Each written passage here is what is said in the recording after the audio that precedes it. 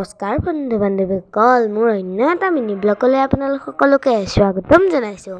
আমাৰ গাঁৱৰ চেউনি পথত পোৱা কলীয়াগোসাঁই থানত আজি চৰিত্ৰ নাটভাগত আজি ভাওনা আয়োগ কৰা হৈছে। তাত মই প্ৰহ্লাদৰ ভাওত অভিনয় কৰিছিলোঁ। এয়া মোক বায়ে আল্ট্ৰা লগাই আছে।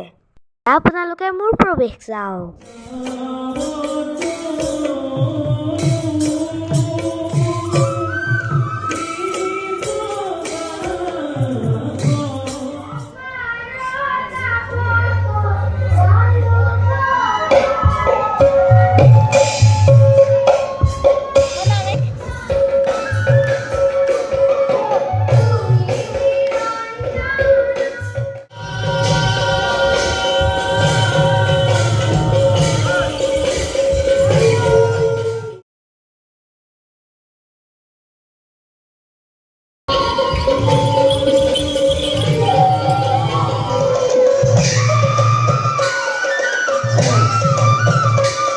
আজিলৈ আহিছোঁ দেই ৰাইজ।